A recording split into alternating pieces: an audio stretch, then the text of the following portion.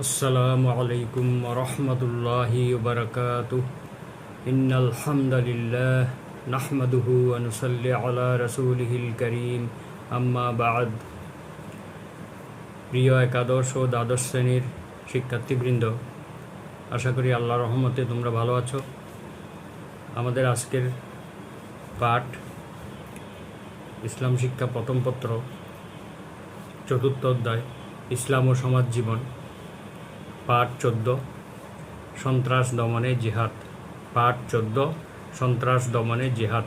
জিহাদ to stop terrorism. আমরা ইতিপূর্বে জিহাদের সংজ্ঞা, প্রকারভেদ, সমাজে শান্তি এবং ন্যায় বিচার প্রতিষ্ঠায় জিহাদের গুরুত্ব ইত্যাদি বিস্তারিত আলোচনা করেছি এর পূর্ববর্তী ক্লাসে।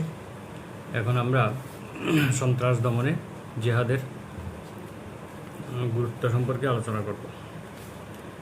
আমরা ইতিপূর্বে ক্লাসে বলেছি যে মুসলিম জীবনে জিহাদ একটি গুরুত্বপূর্ণ ইবাদত। সালাত, সওম, হজ, জাকাতের মতো এটি একটি ইবাদত। এর মূল অর্থ হলো যে প্রাণান্তকর চেষ্টা করা, আল্লাহর পথে চেষ্টা সাধনা করা, কোনো একটি লক্ষ্যকে চূড়ান্ত পর্যায়ে নিয়ে যাওয়ার জন্য চূড়ান্ত চেষ্টা সাধনা করা, প্রচেষ্টা করা, এটাই হলো জিহাদের মূল অর্থ। জিহাদের আরেকটি অর্থ আছে যে যুদ্ধ করা, সেটি প্রাথমিকভাবে নয়, সেটি হলো জিহাদের চূড়ান্ত পর্যায়। যখন মুসলিমরা আক্রান্ত হয়, মুসলিমদের উপর আঘাত আসে, তখন বাধ্য হয়ে মুসলমানরা যুদ্ধ করে। কিন্তু মুসলমানরা কোনো দেশ দখলের জন্য, কোনো আগ্রাসী ভূমিকা নিয়ে কারো উপরে, কোনো জাতিগোষ্ঠীর উপরে কখনো যুদ্ধ চাপিয়ে দেয় না, জিহাদ করে না। জিহাদ এমন একটি ইবাদত যেটা রাষ্ট্রপ্রধানের আহ্বানে সংগঠিত হয়ে থাকে। জিহাদ এবং হজ, এই দুটি ইবাদত রাষ্ট্রপ্রধানের নেতৃত্বে হয়ে থাকে। আমাদেরকে এটি মনে রাখতে হবে। কোনো ব্যক্তি, গোষ্ঠী, সংগঠন জিহাদের আহ্বান করলে সেটি সেই আহ্বানে সাড়া দিয়ে যুদ্ধ করা যাবে না। কিন্তু জিহাদের অন্যান্য প্রকারগুলো, সেগুলো পালন করা যাবে। যেমন আমরা গত ক্লাসে আমরা জিহাদের প্রকারভেদগুলো বলেছিলাম। যেমন ব্যক্তিগত কর্তব্য পালনে জিহাদ, কায়িক জিহাদ, আর্থিক জিহাদ, বুদ্ধিবৃত্তিক জিহাদ, এগুলি সবাই চালিয়ে যেতে পারে। তো এখানে জিহাদের মূল বিষয় হলো নফস বা কুপ্রবৃত্তির সাথে জিহাদ করা। কুপ্রবৃত্তির সাথে লড়াই এবং সংগ্রাম, এটি চিরন্তন। আমৃত্যু এটা আমাদের করতে হয়, এর থেকে আমরা কেউ রক্ষা পাই না। ইসলামে জিহাদ এমন একটি গুরুত্বপূর্ণ ইবাদত যেটা কখনো সন্ত্রাস হতে পারে না, বরং সন্ত্রাসবাদ দূর করার জন্য জিহাদ অপরিহার্য একটি ইবাদত। মানবতার মুক্তি এবং কল্যাণের জন্য জিহাদ যে গুরুত্বপূর্ণ বিষয়, সে সম্পর্কে কোরআন এবং হাদিসের অনেকগুলো নির্দেশনা রয়েছে। আমরা গত ক্লাসে সেগুলো আলোচনা করেছি। সন্ত্রাস কাকে বলে? Introduction to terrorism. সন্ত্রাসের ইংরেজি প্রতিশব্দ হলো টেরোরিজম। আরবিতে এটিকে পবিত্র কোরআনে ফিতনাতুন ফিল আরদ, ফাসাদুন ফিল আরদ, এই দুটি শব্দ ব্যবহার করা হয়েছে। অর্থাৎ পৃথিবীতে বিপর্যয় সৃষ্টি করা, বিশৃঙ্খলা সৃষ্টি করা, পৃথিবীর স্বাভাবিক অবস্থাকে পরিবর্তন করে দেওয়া, এটাকে ফাসাদ বা ফিতনা বলা হয়েছে। ফাসাদ অথবা ফিতনা, এই দুটি শব্দ ব্যবহার করা হয়েছে। এই টেরোরিজম বা সন্ত্রাসবাদ কথাটি শুনলেই আমাদের ভয়ে আমরা আতঙ্কিত হয়ে পড়ি। কারণ সন্ত্রাসবাদ সকল শ্রেণীর মানুষের কাছে একটি ঘৃণিত, বিরক্তিকর এবং ভীতিকর একটি শব্দ। এটি কারো কাছে এটি কাম্য নয়। একমাত্র মস্তিষ্ক বিকৃত মানুষের কাছে, সমাজ বিদ্বেষী, সমাজ বহির্ভূত, যারা মনুষ্যত্বহীন লোকদের কাছে এটা কাম্য হতে পারে। কিন্তু স্বাভাবিক মানুষের কাছে এটি কখনো কাম্য নয়। তা ব্যক্তির ও সমাজ জীবনের শান্তি, শৃঙ্খলা, নিরাপত্তা, স্থিতিশীলতা বিনষ্ট করে। বল প্রয়োগের মাধ্যমে আধিপত্য বিস্তারের সহজ পন্থার নাম সন্ত্রাস বা টেরোরিজম। সামাজিক, রাজনৈতিক ও অর্থনৈতিক প্রতিষ্ঠা লাভের উদ্দেশ্যে গায়ের জোরে, শক্তি প্রয়োগে সন্ত্রাসীরা অস্ত্রের জোরে জনমনে আতঙ্ক সৃষ্টি করে। সন্ত্রাসীদের মূল মন্ত্র হলো মাইট ইজ রাইট, জোর যার মুল্লুক তার। জবরদস্তিমূলকভাবে তারা তাদের স্বার্থ হাসিল করে, উদ্দেশ্য সাধন করে। তাহলে মূলত আমরা সন্ত্রাস সম্পর্কে জানতে পারলাম। সন্ত্রাসের প্রকারভেদ, টাইপস অফ টেরোরিজম। সন্ত্রাস মূলত দুই প্রকার, একটা হলো জাতীয় সন্ত্রাস আর একটা হলো আন্তর্জাতিক সন্ত্রাস। জাতীয় সন্ত্রাস কোনটি? এটি যে কোনো দেশের একটি অভ্যন্তরীণ সমস্যা, তাই সন্ত্রাসবাদের সাথে জড়িত রয়েছে সমাজের উঁচু নিচু স্তরের মানবিক ব্যবধান, বৈষম্য, অসহায় দুর্দশাগ্রস্ত জীবন ব্যবস্থা ও মানুষের কুপ্রবৃত্তি। আর কুপ্রবৃত্তির বিজয় মানে সুকুমার বৃত্তিগুলো বিলোপ সাধন বা হারিয়ে যাওয়া। ফলে মানুষ যে কোনো অমানবিক কাজ ঘটাতে দ্বিধাবোধ করে না। ঘুষখোরি, চাঁদাবাজি, চুরি, ডাকাতি, রাহাজানি, ছিনতাই, ধর্ষণ, অপহরণ, জমি দখল ইত্যাদি অনৈতিক কর্মকাণ্ড তারই এক একটি রূপ বা পরিচিতি। আমাদের দেশে সন্ত্রাসের যেই বিভৎস রূপ সৃষ্টি হয়েছে তা পুরোটাই এর অন্তর্ভুক্ত। দ্বিতীয় হলো আন্তর্জাতিক সন্ত্রাস। কোনো শক্তিশালী দেশ নিজেদের আধিপত্য বিস্তার করার জন্য, কায়েমি স্বার্থ হাসিলের জন্য কোনো দুর্বল রাষ্ট্রের উপরে আক্রমণ করা, এটি হলো আন্তর্জাতিক সন্ত্রাস। এই সন্ত্রাসী কর্মতৎপরতার বিরুদ্ধে দুর্বল দেশের মানুষ তাদের জাতিগত অস্তিত্ব রক্ষার লড়াইয়ে অবতীর্ণ হয়, অত্যাচার নিপীড়নের বিরুদ্ধে প্রতিরোধ গড়ে তোলে। এই আন্তর্জাতিক সন্ত্রাসবাদের প্রধান হাতিয়ার হলো তথ্য সন্ত্রাস, অর্থাৎ বিভ্রান্তিকর তথ্য সরবরাহ করে, মিথ্যা তথ্য সরবরাহ করে মানুষকে উত্তেজিত করা, বিভ্রান্ত করা, যুদ্ধের দিকে ঠেলে দেওয়া, সন্ত্রাসী কার্যক্রমের দিকে ঠেলে দেওয়া, এটি হচ্ছে তাদের প্রধান হাতিয়ার। তা আমরা অর্থাৎ এক কথায় দেশের ভিতরে যেই সমস্ত সন্ত্রাস হয় সেগুলো হলো জাতীয় সন্ত্রাস, আর দেশের বাইরে থেকে যেই সমস্ত সন্ত্রাসী কার্যক্রম পরিচালনা করা হয় দেশের বিরুদ্ধে সেটি হলো আন্তর্জাতিক সন্ত্রাস। এখন আমরা জিহাদ এবং সন্ত্রাসবাদের মধ্যে পার্থক্য সম্পর্কে আলোচনা করব। ডিফারেন্স বিটুইন জিহাদ অ্যান্ড টেরোরিজম। জিহাদ হচ্ছে একটি ইবাদত, আর সন্ত্রাসবাদ হচ্ছে একটি পাপ এবং নিকৃষ্ট কাজ, সমাজবিরোধী কাজ, ধর্মবিরোধী কাজ, রাষ্ট্রবিরোধী কাজ। কিন্তু জিহাদ হচ্ছে একটি আল্লাহর ইবাদত। এখন পাশ্চাত্য বিশ্ব তাদের প্রচার মাধ্যমের জুড়ে সারা বিশ্বের মানুষের মাঝে আতঙ্ক সৃষ্টি করেছে। মুসলিমদের সন্ত্রাসী এবং ইসলামকে সন্ত্রাসবাদের সমর্থক হিসাবে তারা প্রচার করে যাচ্ছে। তারা জিহাদের অর্থ বিকৃতভাবে মানুষের সামনে তুলে ধরেছে। যারাই জিহাদের কথা বলেছে তাদেরকেই ঢালাওভাবে সন্ত্রাসী এবং টেরোরিস্ট হিসেবে আখ্যায়িত করা হয়েছে। মূলত জিহাদ একটি বিশাল ব্যাখ্যাবহুল, ব্যাখ্যা সাপেক্ষ একটি শব্দ। সেটাকে ভালোভাবে পুঙ্খানুপুঙ্খ রূপে না বুঝলে মানুষ বিভ্রান্ত হবে। মুসলমানরাই অনেক ক্ষেত্রে এটার অর্থ বুঝতে ব্যর্থ হয়েছে, আর অমুসলিমরা তো এটা বোঝার কথাই না। এই জন্য তারা না বুঝে জিহাদকে সন্ত্রাস নামে আখ্যায়িত করেছে। একদিকে পশ্চিমা মিডিয়াগুলো জিহাদের অর্থ টেরোরিজম হিসেবে তুলে ধরছে, অন্যদিকে কিছু সংখ্যক মুসলিম নামধারী ব্যক্তি জিহাদের অর্থকে সম্পূর্ণ বিকৃত রূপ দিয়ে ইসলাম যে একটি শান্তির দিন, শান্তির ধর্ম, তাকে কলুষিত করছে, ইসলামের ক্ষতি করছে। তো সন্ত্রাস নির্মূলে জিহাদ। তার আগে আমরা আরেকটি জিহাদ এবং সন্ত্রাসের মধ্যে একটি পার্থক্যের ব্যাপারে একটি উদাহরণ দিলে আমাদের মধ্যে বিষয়টা ক্লিয়ার হয়ে যাবে। যেমন ডাক্তারের ছুরি এবং ডাকাতের ছুরি, এই দুইটার মধ্যে পার্থক্য রয়েছে। জিহাদ হলো ডাক্তারের ছুরি আর সন্ত্রাস হলো ডাকাতের ছুরি।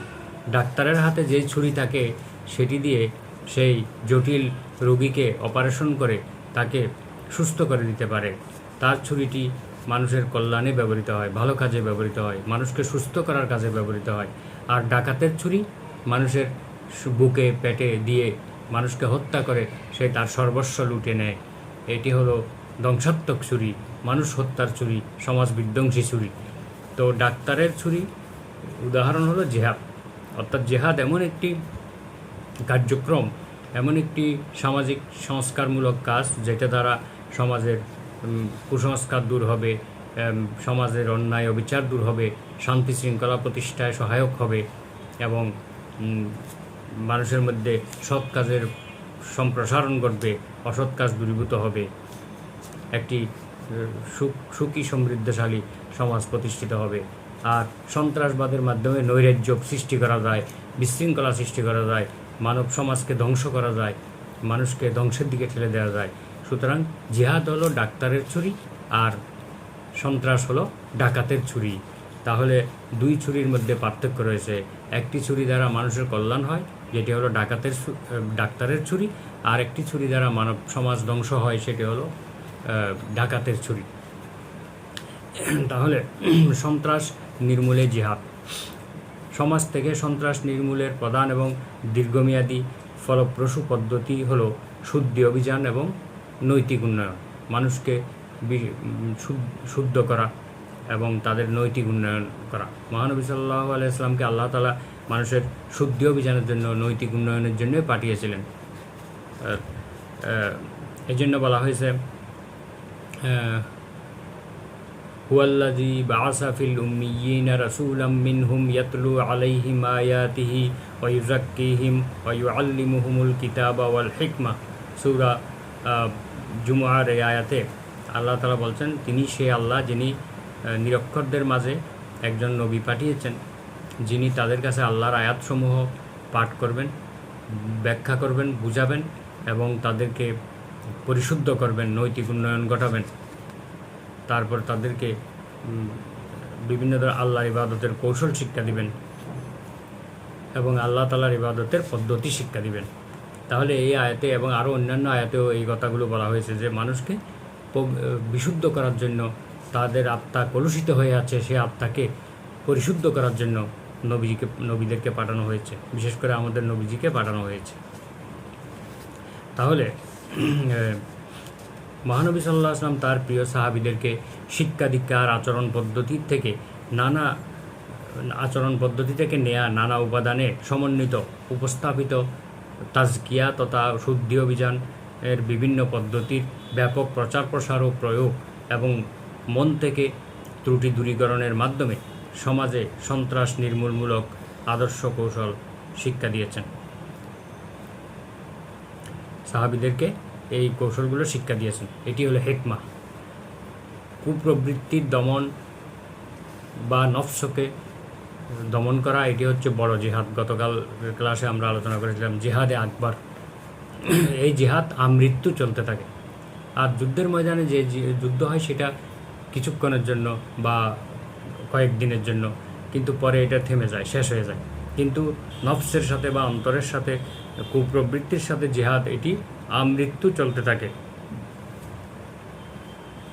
কুপ্রবৃত্তির তাড়নায় মূলত সন্ত্রাসী কার্যক্রমগুলো ঘটে থাকে। তাই প্রবৃত্তির নৈতিক এবং আধ্যাত্মিক উন্নয়নই সন্ত্রাস দমনের একটি স্থায়ী পদ্ধতি। সন্ত্রাসের মোকাবেলা সন্ত্রাস দিয়ে নয়, বরং আদর্শ দিয়ে। এই নীতি ছিল রাসূল সাল্লাল্লাহু আলাইহি ওয়াসাল্লামের নীতি। তিনি সব সময় সন্ত্রাসকে সন্ত্রাস দিয়ে মোকাবেলা করেননি, বরং তিনি সুন্দর আদর্শ দিয়ে মোকাবেলা করেছেন। তার উপরে অনেক সন্ত্রাসী হামলা, অনেক ধরনের তার উপর অত্যাচার হয়েছিল, কিন্তু তিনি সুন্দর আদর্শ দিয়ে, সুন্দর ব্যবহার দিয়ে সেগুলো মোকাবেলা করেছেন। সন্ত্রাসের বিরুদ্ধে সন্ত্রাস দিয়ে তিনি মোকাবেলা করেননি। ইসলাম প্রচারের সূচনা লগ্ন থেকেই রাসূল সাল্লাল্লাহু আলাইহি ওয়াসাল্লাম তার প্রিয় সাহাবীরা মক্কার কাফির মুশরিক কর্তৃক অনেক সন্ত্রাসের শিকার হয়েছিলেন, কিন্তু রাসূল সাল্লাল্লাহু আলাইহি ওয়াসাল্লাম তার জবাব দিয়েছিলেন ধৈর্যের মাধ্যমে, সহিষ্ণুতার মাধ্যমে, যার দৃষ্টান্ত ইতিহাসে বিরল। যেমন হযরত খাব্বাব রাদিয়াল্লাহু আনহু একদিন মহানবী সাল্লাল্লাহু আলাইহি ওয়াসাল্লামের কাছে আসলেন, এসে বললেন, নবীজি তখন কাবা শরীফের পাশে বিশ্রাম নিচ্ছিলেন, শুয়েছিলেন। এমন সময় খাব্বাব রাদিয়াল্লাহু আনহু আরও কয়েকজন সাহাবী এসে বললেন, দুঃখ করে বললেন, আপনি আলা তাদউ লানা আলা তাস্তানসিরু লানা, আপনি কি আমাদের জন্য দোয়া করবেন না? আপনি কি আমাদের জন্য আল্লাহর কাছে সাহায্য চাইবেন না? তখন রাসূল সাল্লাল্লাহু আলাইহি ওয়াসাল্লাম উত্তরে বললেন, তোমাদের পূর্বের মুমিনদের অবস্থা এমন ছিল যে তাদের কাউকে কাউকে ইসলাম গ্রহণ করার কারণে তাদেরকে করাত দিয়ে চিরে 2 টুকরা করে ফেলা হয়েছে, কাউকে কাউকে লোহার চিরুনি দিয়ে আঁচড়িয়ে তার হাড় থেকে মাংসগুলো আলাদা করা হয়েছে। তবুও তারা অধৈর্য হয়ে আল্লাহর দিন বা তাদের আদর্শকে ত্যাগ করেননি। সুতরাং তোমরাও ধৈর্য ধারণ করো, তোমাদের আদর্শ প্রচার করতে থাকো। আল্লাহর কসম করে বলছি, সেদিন বেশি দূরে নয়, এমন একদিন আসবে যে একজন সুন্দরী রমণী ইয়ামেনের রাজধানী সানা থেকে হাদরা মাউত পর্যন্ত এই দীর্ঘ পথ পরিভ্রমণ করবে নির্ভয়ে নির্বিঘ্নে, শুধুমাত্র ভয় করবে আল্লাহকে। আর কোনো চোর, ডাকাত, সন্ত্রাসী, দর্শনকারী কারো কোনো ভয় থাকবে না, তার দিকে চোখ তুলে তাকানোর মতো এমন সাহস কারো হবে না। এমন একটি সময় আসবে। হাদিসটি সুনানে আবু দাউদের 6ষ্ঠ খণ্ডে উল্লেখিত রয়েছে। মহানবী সাল্লাল্লাহু আলাইহি ওয়াসাল্লামের এই বাণী সত্যে পরিণত হয়েছিল। সে তার আমলে এবং তার পরবর্তী খোলাফায়ে রাশেদিন এবং আরও অনেক মুসলিম শাসকদের আমলে এই কথাগুলি সত্যে পরিণত হয়েছিল। মানুষের উপর অত্যাচার, সন্ত্রাস তো দূরের কথা, কারো দিকে চোখ তুলে তাকানোরও সেরকম ক্ষমতা কারো ছিল না, সাহস কারো ছিল না, শান্তি বিঘ্নিত করার ক্ষমতা কারো ছিল না। সন্ত্রাস দমনের ক্ষেত্রে রাসূল সাল্লাল্লাহু আলাইহি ওয়াসাল্লামের আদর্শের আরেকটি উল্লেখযোগ্য দিক হলো যে সন্ত্রাসীদের সমাজ থেকে বয়কট করা বা বহিষ্কার করা। এটি কোরআনেরও নির্দেশ রয়েছে। একটু পরে আমরা আয়াতটি আলোচনা করব। হিজরতের পর রাসূল সাল্লাল্লাহু আলাইহি ওয়াসাল্লাম সনদ স্বাক্ষরের মাধ্যমে মদিনার ইহুদি সহ সকলের সাথে শান্তি চুক্তি সম্পাদন করেন। সবাই যেন এখানে শান্তিপূর্ণভাবে বসবাস করতে পারে, কেউ কারো উপরে হামলা চালাবে না, কারো স্বার্থ বিঘ্নিত করবে না, কারো ক্ষতি করবে না, এই ধরনের একটি শান্তি চুক্তি সম্পাদন করেন। একবার আমের ইবনে উমাইয়ার হাতে 2টি হত্যাকাণ্ড সংঘটিত হয়েছিল। চুক্তির শর্ত অনুযায়ী এই 2টি হত্যাকাণ্ডের রক্তমূল্য বা দিয়াত বলা হয় আরবিতে, এই রক্তমূল্য বা রক্তপণ আদায় করার দায়িত্ব হলো মুসলিম এবং ইহুদি এই সকলের কর্তব্য ছিল।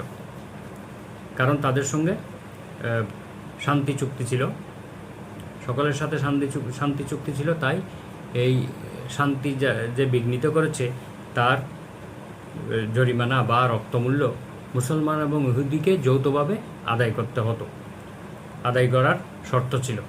রাসূল সাল্লাল্লাহু আলাইহি ওয়াসাল্লাম মুসলমানদের কাছ থেকে রক্তমূল্য আদায় করে, বিনিময় মূল্য আদায় করে রাখলেন। এরপরে ইহুদি বনু নাজির গোত্রের কাছে তিনি গেলেন রক্তমূল্য আদায় করার জন্য। এই 2 মূল্য যৌথভাবে ক্ষতিগ্রস্তদেরকে দেয়া হবে। সেখানে তারা রক্তমূল্যের মূল্য পরিশোধ করার পরিবর্তে তারা উল্টো রাসূলুল্লাহ সাল্লাল্লাহু আলাইহি ওয়াসাল্লামকে হত্যা করার ষড়যন্ত্র করল। নাউজুবিল্লাহ। তারা বিল্ডিংয়ের ছাদের উপর থেকে প্রকাণ্ড একটি পাথর নবীজির উপর ফেলে তাকে হত্যা করার জন্য ষড়যন্ত্র করেছিল। কিন্তু আল্লাহ তাআলা জিবরাইল আলাইহিস সালামের মাধ্যমে নবীজিকে আগে জানিয়ে দিয়েছিলেন যে তারা এইভাবে ষড়যন্ত্র করেছে, আপনি এখান থেকে সরে যান। তখন নবীজি সেই জায়গা থেকে সরে পড়েন, নাহলে কিন্তু পাথরটা ফেলে তারা নবীজিকে হত্যা করত। নাউজুবিল্লাহ। তখন রাসূল সাল্লাল্লাহু আলাইহি ওয়াসাল্লাম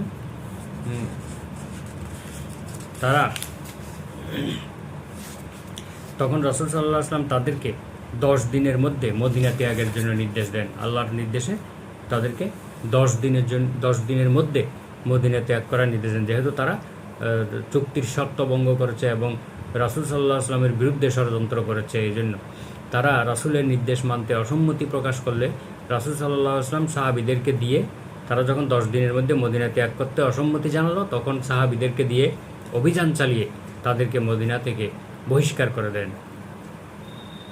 সূরা হাশরের 2 নম্বর আয়াতে এটি উল্লেখ রয়েছে। এই ঘটনাটি প্রায় সব যুগেই কিছু পেশাদার সন্ত্রাসী দেখা যায়। সন্ত্রাসী যাদের নেশা এবং পেশা, দৃষ্টান্তমূলক শাস্তিই হচ্ছে তাদের একমাত্র প্রাপ্য। আর রাসূল সাল্লাল্লাহু আলাইহি ওয়াসাল্লামের শিক্ষাও তাই, যে তাদেরকে দৃষ্টান্তমূলক শাস্তি দিতে হবে, সমাজ থেকে তাদেরকে মূলোৎপাটন করতে হবে। একদিন কয়েকজন বেদুইন, তারা মুসলমানের ছদ্মবেশে, তারা আসলে মুনাফিক ছিল, ইসলাম আন্তরিকভাবে গ্রহণ করেনি, উপরে লোক দেখানোর জন্য মুসলমান হয়েছিল, তারা ছদ্মবেশে নবীজির কাছে এসে তারা তাদের রোগের ব্যাপারে, তারা বিভিন্ন রোগে শোকে শীর্ণ জীর্ণ অবস্থায় তারা এসে তাদের রোগের অভিযোগ করলো, এবং তাদের চেহারা অত্যন্ত ফ্যাকাশে, পেট বড় হয়ে গিয়েছিল।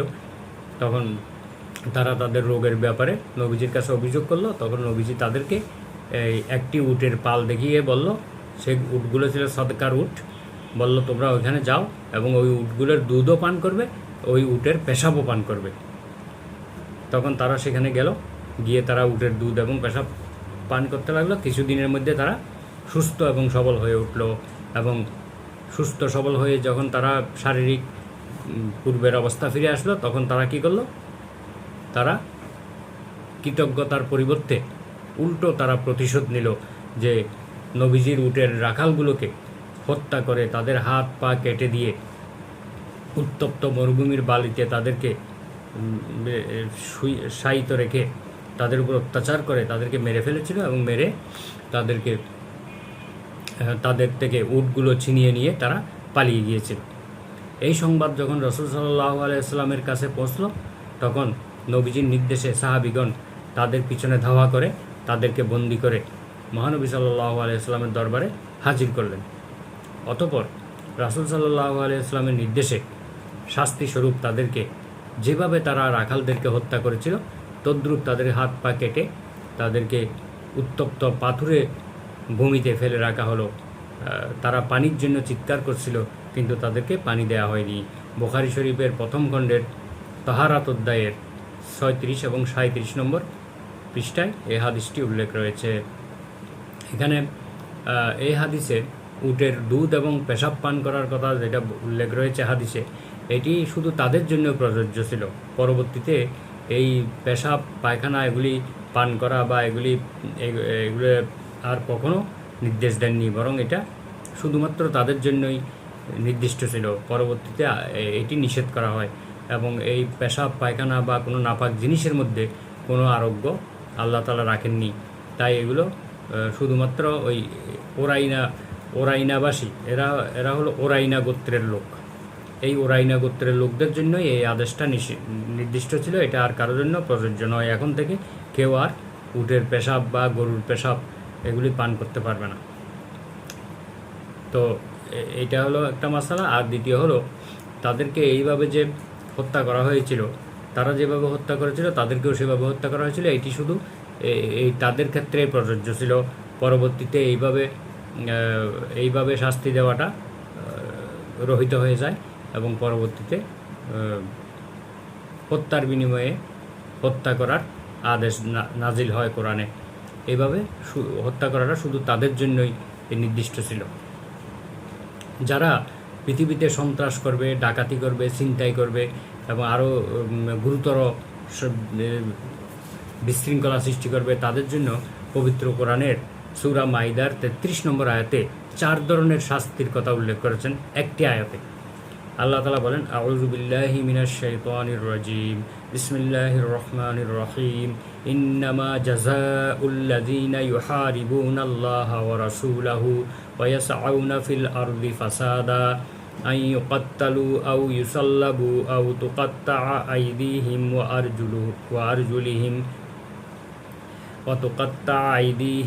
আরজুলুহুম মিন খিলাফিন আও ইউনফাউ মিনাল আরদ ذلك لهم خزي في الدنيا ولهم في الآخرة عذاب عظيم। আল্লাহ তাআলা বলেন, নিশ্চয়ই যারা আল্লাহ এবং রাসূলের সঙ্গে যুদ্ধ করে এবং পৃথিবীর বুকে যারা সন্ত্রাস সৃষ্টি করে,